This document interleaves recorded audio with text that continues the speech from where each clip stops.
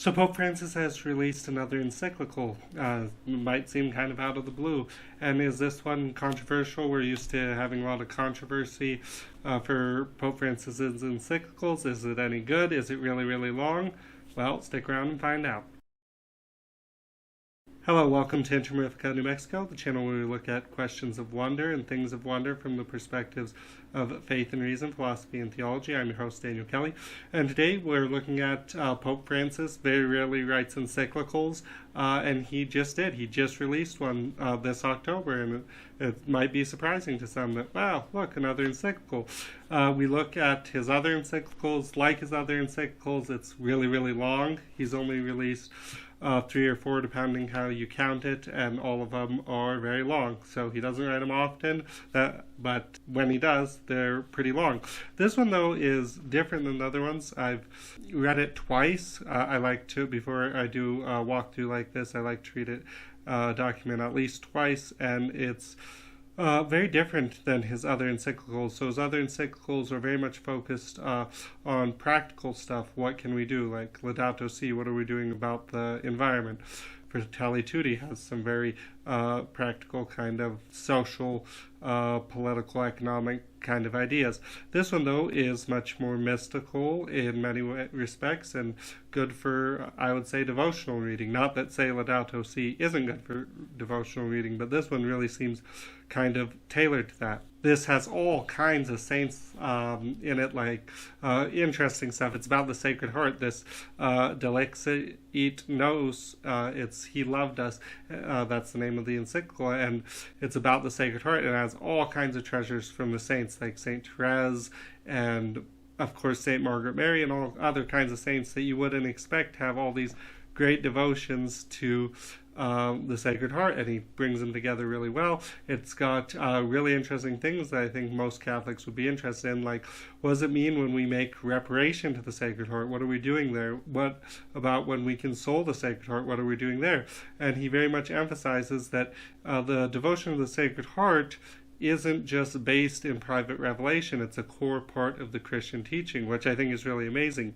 So the encyclical is named Delexit Nos, He Loved Us. That's from Romans 8:37, and it reminds me, I'm going through his on our locals community, which if you want to support this channel, there's a link in the description. Go to our locals community, and there's all, even without supporting us, there's all sort of meditations and stuff you can go and look at. But if you support us, you get access to the videos where, like, for example, right now we're going through Pope Francis's document Spes non confundit, where he is getting us ready for the Holy Year, and he talks, the part we're on, he's talking about Romans a lot. So I saw that and was like, oh, Romans, that's cool. The letter to the Romans. I wrote one of my graduate scripture courses. I did a lot on letter to the Romans, so it's really cool. I like that.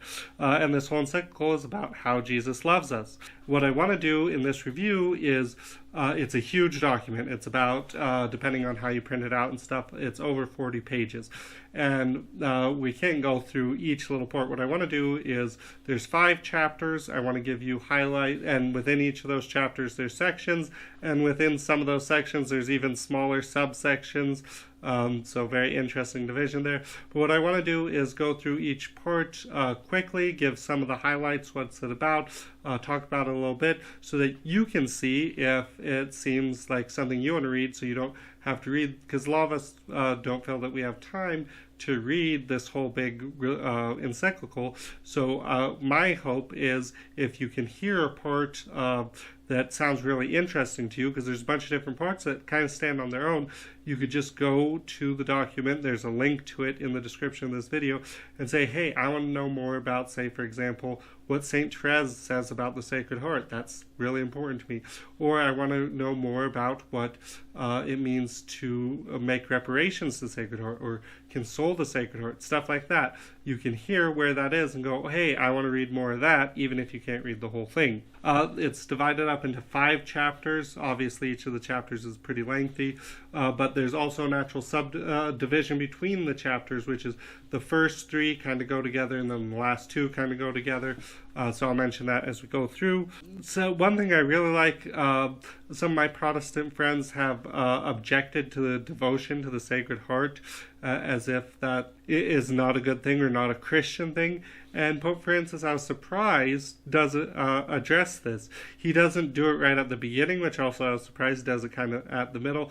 But real quick, for some of us who might be struggling with why we should have a devotion to the Sacred Heart, I'm going to skip to the middle real quick and read kind of a little bit of what he says about why we should venerate the Sacred Heart. In section 48, so to begin us, in section 48, Pope Francis says, devotion to the heart of Christ is not the veneration of a single organ apart from the person of Jesus. What we contemplate and adore is the whole Jesus Christ, the Son of God made man, represented by an image that accentuates his heart. The heart of flesh is seen as the privileged sign of the inmost being of the incarnate Son, and his love, both human and divine. More than any other part of the body, the heart of Jesus is the natural sign and symbol of his boundless love. So I think that is just really great, really powerful. He talks more in that chapter, answering some more objections to the veneration of the Sacred Heart, and we'll look at that.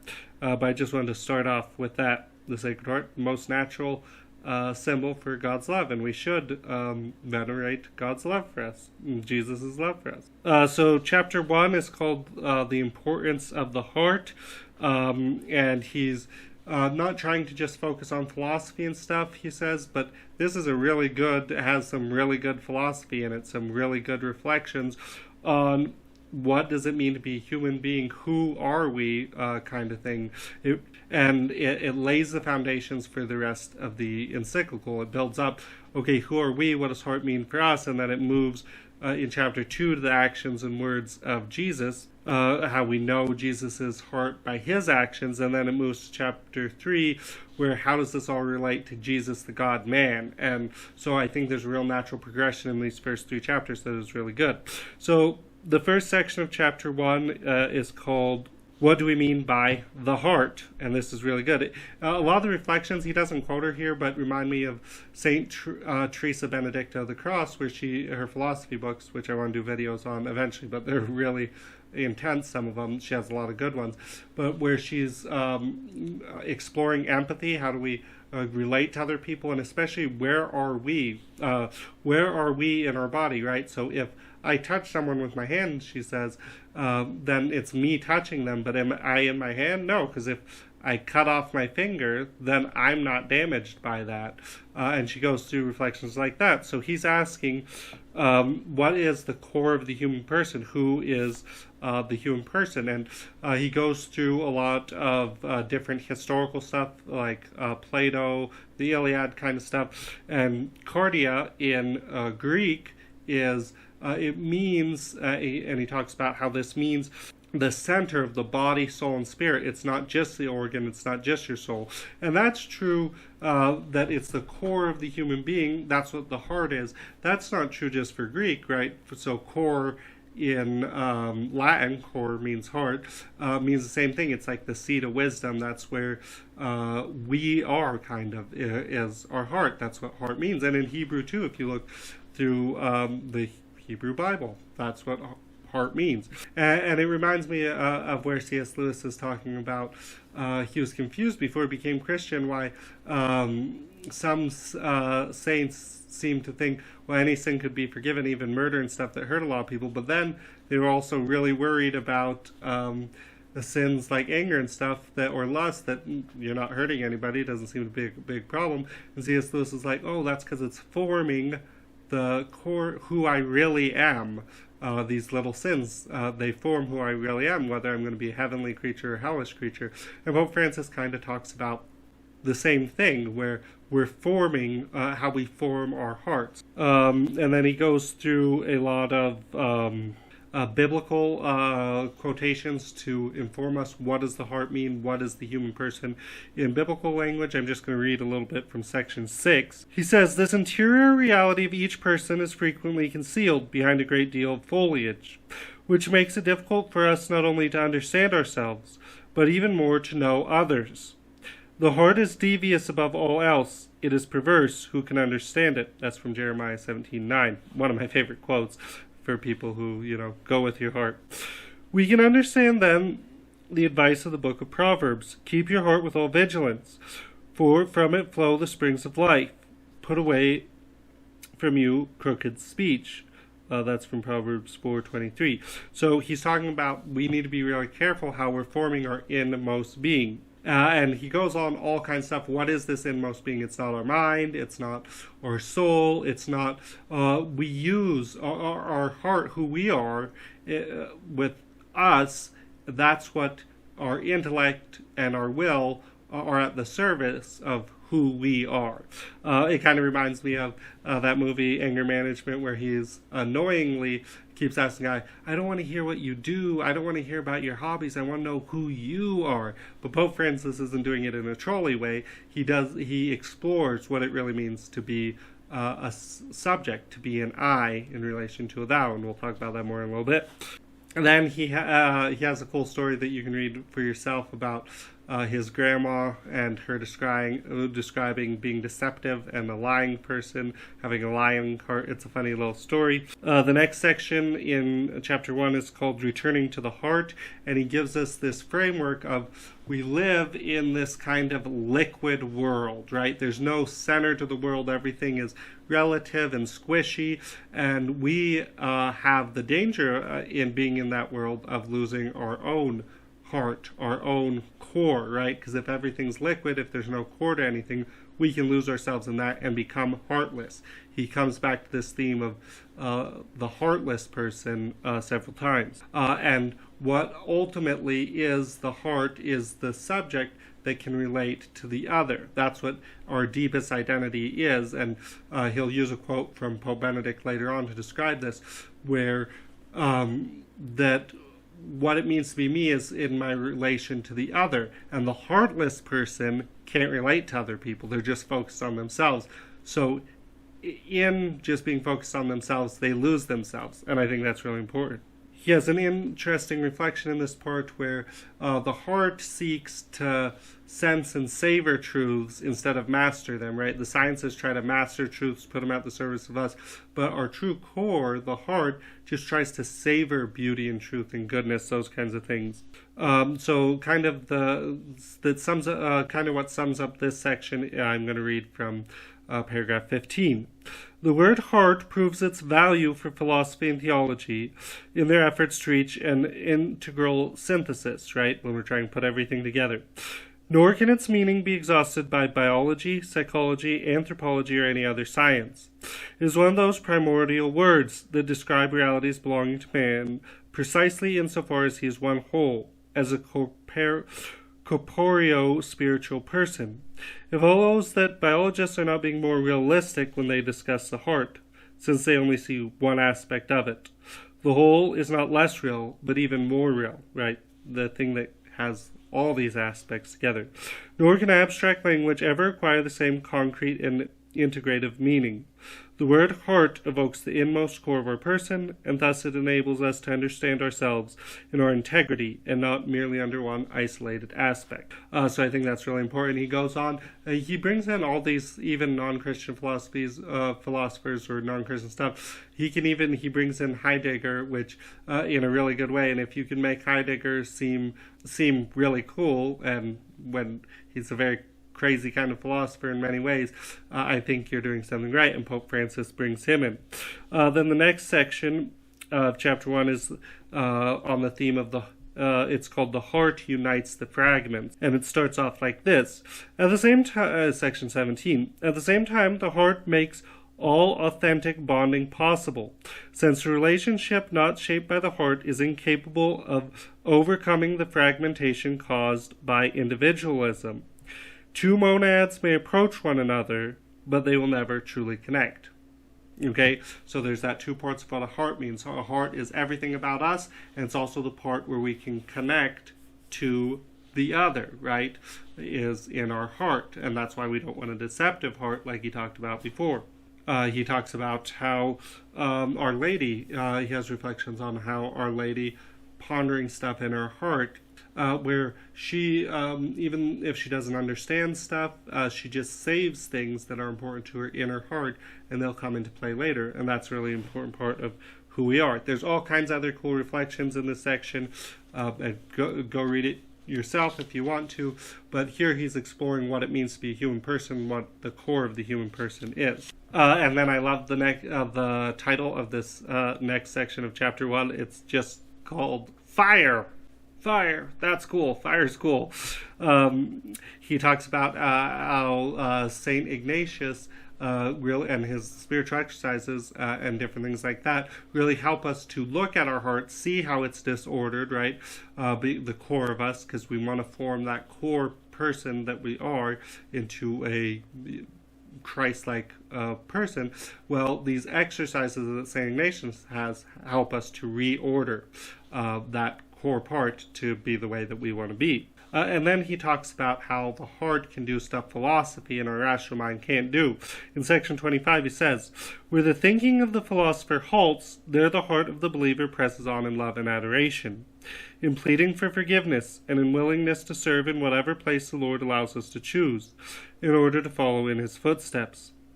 At that point we realize that in God's eyes we are a thou, and that for that very reason we can be an I. Indeed, only the Lord offers to treat each of us as a thou, always and forever. Accepting his friendship is a matter of the heart. It is what constitutes us as persons in the fullest sense of the word."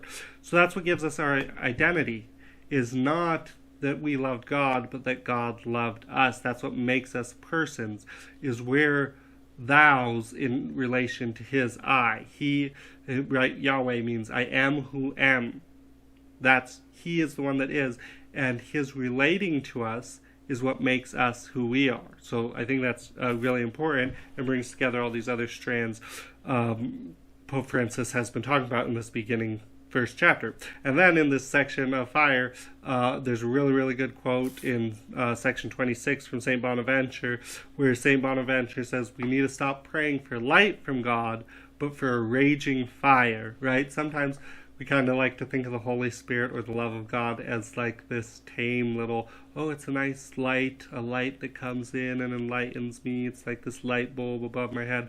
When no, the Spirit is like a raging fire, and that's what we want to ask for. Then the last section of chapter 1 is the world can change, beginning with the heart. And he talks about working together. If we all work together from our hearts in this I-thou relationship with each other, we really can change how the world's going.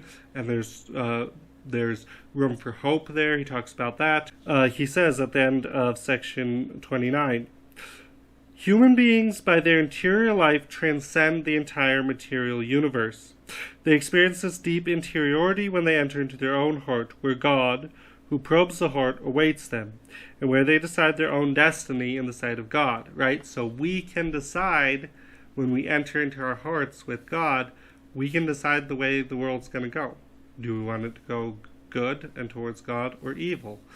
So we don't just give into this kind of fatalism of, oh, the world's just getting worse, or different stuff like that. No, when we enter in, we have this great freedom in our hearts with God to decide the destiny, our destiny and the destiny of the world. Really cool.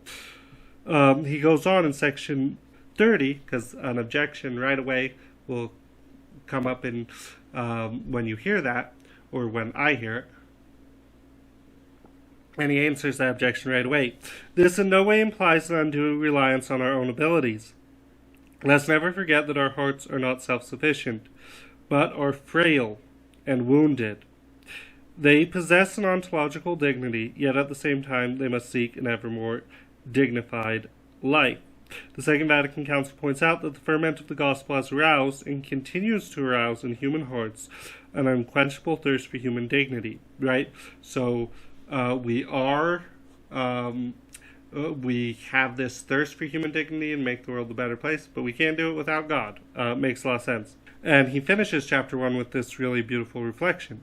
"In the end, the Sacred Heart is the unifying principle of all reality.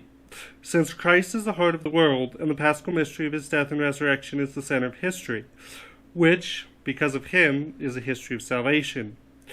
All creatures are moving forward with us and through us towards a common point of arrival, which is God, in that transcendent fullness where the risen Christ embraces and illumines all things.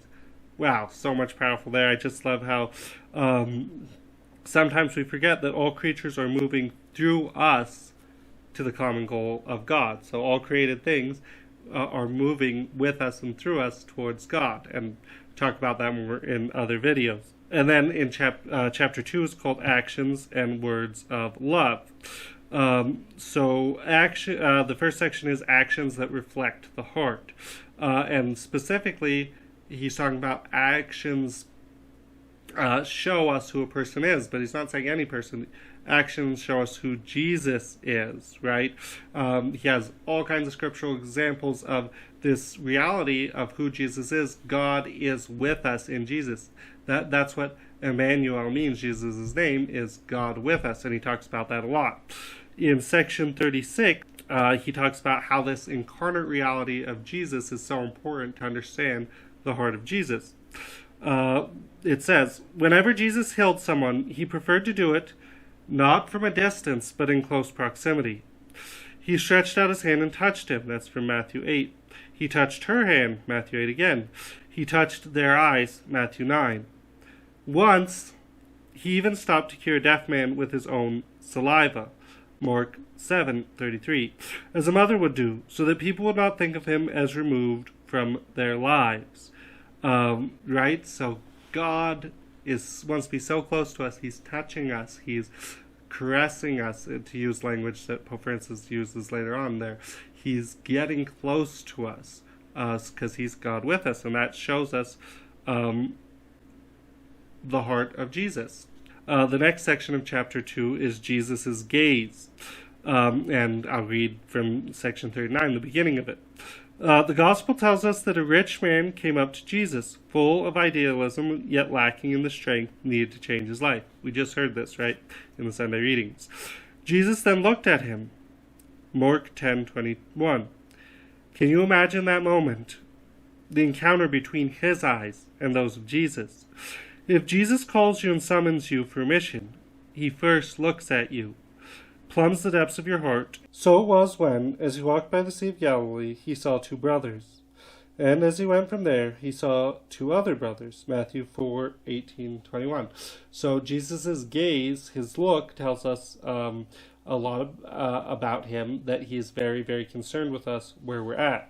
And then in section 42, there's this really, really short but good reflection that I love about how Jesus probes and sees people where they're at and just gets to know us really probingly and well. It says in section 42, in his humanity, Jesus learned this from Mary, his mother. Our Lady carefully pondered the things she had experienced them. She treasured them in her heart, Luke 2:19-51. And with St. Joseph, she taught Jesus from his earliest years to be attentive in the same way, right?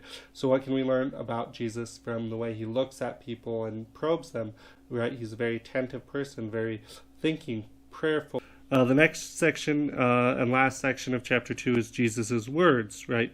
We can know more about him from his words, and we see in his words, one of the parts that Pope Francis emphasizes is that emotions are a very important part of Jesus' life, right? He's in anguish, he gets angry, he gets happy, he gets sad, all these things. He loved Jerusalem. We see from his words what his heart also has these emotional parts. He's not just like an angel or a robot. And then we're going to move on to chapter 3. Chapter 3 is, this is the heart that has loved so greatly. This is a really, really good chapter, and if you want, you can just skip here like I did at the beginning and just start reading from here if you want. It's a bit longer than the last two chapters. The first section is called Worshipping Christ. And these sections are a bit apologetic, or explaining what the right way to worship the heart of Jesus is, talking about how we should his images. What does it mean to venerate his heart? What does it mean to venerate an image? What does it mean to, what does the heart mean in relation to the whole God, man, Jesus, the person of the Trinity, that kind of stuff? What does all this mean? If that sounds interesting to you, come read this part. The next section, so the first section of chapter 3 is worshiping Christ. The next part is venerating his image, and it talks about true veneration and devotions. So it talks about what true veneration is all about for Jesus' heart. He says in section 52, "Well, the image of Christ and his heart is not in itself an object of worship, neither is it simply one among many other possible images. It was not devised at a desk or designed by an artist. It is no imaginary symbol, but a real symbol, which represents the center, the source from which salvation flowed for all humanity." I think that's really important. Jesus' Sacred Heart is not just one among many. He says this again and again in the Encyclical that this devotion, there are parts of the devotion that are private revelation, and you don't have to believe those either way, but the main devotion to his heart is a central part of Christian doctrine. And he explains we don't venerate the image or the heart apart from Jesus. It leads us to the veneration of Jesus. That's what this whole devotion is about. I like how he says in section 57, "Don't let bad art discourage you from worshiping Jesus." He has this quote from the Eastern Christians where don't focus on the finger that points you to the moon, right? So sometimes we get distracted by, that's a pretty ugly picture, or yeah, I don't relate to that picture. So he says, don't worry about that. The next section of chapter 3 is called A Love That Is Tangible. And I wanted to read just a little bit from section 60 in there, that I think sums up what he's talking about here for a love that is incarnational, tangible. This is from section 60. "The eternal Son of God in his utter transcendence chose to love each of us with a human heart. His human emotions became the sacrament of that infinite and endless love. His heart then is not merely a symbol for some disembodied spiritual truth," right? As Gnostics and modern people always want to say. "In gazing upon the Lord's heart, we contemplate a physical reality, his human flesh, which enables him to possess genuine human emotions and feelings, like ourselves, albeit fully transformed by his divine love. Our devotion must ascend to the infinite love of the person of the Son of God. Yet we need to keep in mind that his divine love is inseparable from his human love." That's pretty crazy to think about. "The image of his heart of flesh helps us to do precisely this." I think we could meditate on just that section for a long, long time, that how we get to his divine love is through his human love.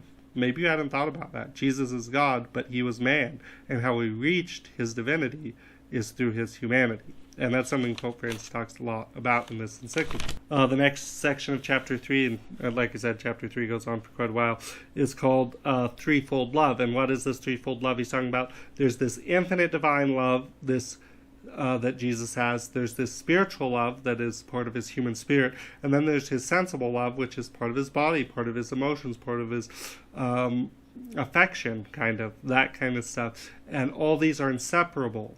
We can't separate and parse those out. They're all very important parts of how and why Jesus loves us. And he says, I think this sums up the section very well.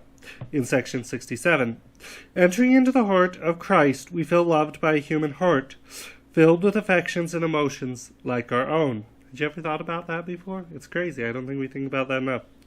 "Jesus' human will freely chooses to love us, and that spiritual love is flooded with grace and charity. When we plunge into the depths of his heart, we find ourselves overwhelmed by the immense glory of his infinite love as the eternal Son, which we can no longer separate from his human love. It is precisely in his human love, and not apart from it, that we encounter his divine love. We discover the infinite in the finite." And then it moves on very naturally to the next section of chapter 3, which is called Trinitarian Perspectives. And it's really, really good. I don't think that I can just summarize it well. It talks about how we're led from this love of Christ to love of the Father, love of the Holy Spirit. Our worship of Christ leads to the whole Trinity, and he explains that. He'll use a lot of scripture verses and whatnot. If that moves your heart, come read this and meditate on it. This section that starts at paragraph 70. And then the next section of chapter 3, starting at paragraph 78, is recent teachings of the Magisterium. He walks through lots and lots of statements of the popes that are really powerful, and how from Jesus' wounded side, the fountain of life poured forth, and he develops this more later on in the Encyclical. But then, and go through, there's really, really great quotes from a lot of different popes. He goes through all these different popes. But I really like the part that I'm going to read to you. He uses what's always been one of my favorite Benedict XVI quotes. I have it written all over the place because it's so important to me. And from the first time I really started being a faithful Christian and faithful Catholic, this was one of the first quotes I'd read of Benedict.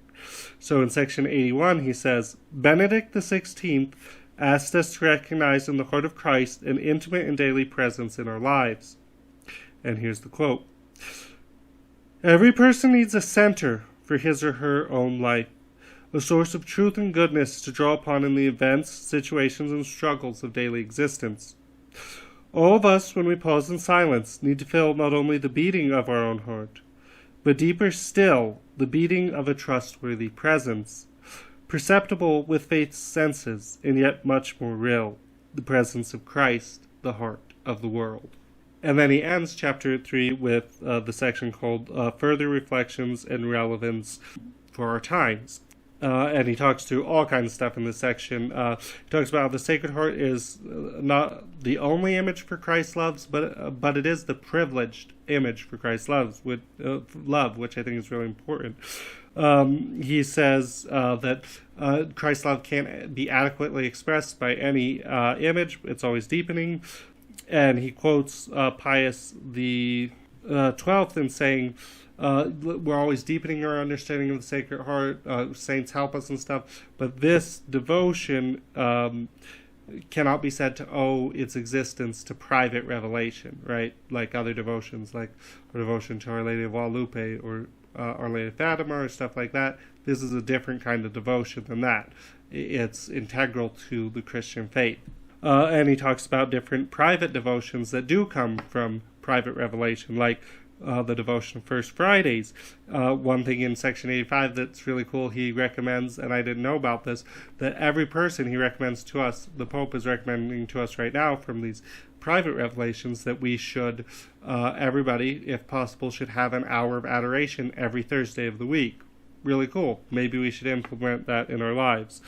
He talks about how we need to fight this disembodied spirituality that's, all these people that I'm spiritual, not religious, or different stuff like that. There's this appeal of this vague spiritualness that's not connected to our body, and we hate, and that leads to hatred of the body or wanting us to just do whatever we want to the body, and it's really one of the most difficult things for our time. In section 88, he says, I would add that the heart of Christ frees us from another kind of dualism found in communities and pastors excessively caught up in external activities, structural reforms that have little to do with the gospel, obsessive reorganization plans, worldly projects, secular ways of thinking, and mandatory programs. Wow, what you can tell he's been at the synod a lot lately. The result is often a Christianity stripped of the tender consolations of faith, the joy of serving others, the fervor of personal commitment to mission, the beauty of knowing Christ, and the profound gratitude born of the friendship he offers, and the ultimate meaning he gives to our lives. This, too, is an expression of an illusory and disembodied otherworldliness, right? When we're too focused on external activity, structural reforms, all these kinds of stuff, right? And the Sacred Heart helps us against that. And then he talks about in the next last two chapters, he wants to combine two things that devotion to the Sacred Heart needs to be doing in our lives. Personal spiritual experience, he's going to talk about that more, and communal missionary commitment. So what he's done is he's built up what is the heart, center of the human person, what can we figure, that's chapter 1, what can we figure out about Jesus, his heart from his outward actions and stuff. That's chapter 2. Chapter 3 dives in deep on what the Sacred Heart is, and then chapter 4 and 5 is going to talk about how this should enrich our personal spiritual experience, which, if that interests you, come look at these chapters, and also our communal missionary commitment. So that's the natural break and separation of this encyclical, the first half to the second half. Well, actually, these first 3 chapters, we're not even halfway done with the encyclical. Crazy thing about the last 2 chapters are very long. And the first 3 chapters form a natural breaking point. This video is already long enough. We'll cover the next 2 chapters next week, and I encourage you to come check that out. They're really, really good. But this encyclical is long, and it's made this video long enough, so we'll look at those last 2 chapters, which are longer than these chapters, next week. So I hope you enjoyed this. I hope this was helpful for you. Please do go check out our locals page. There's a lot of cool stuff there. And please, if you've liked this, like, comment, subscribe, and share it with your friends. You have a good day. God bless you.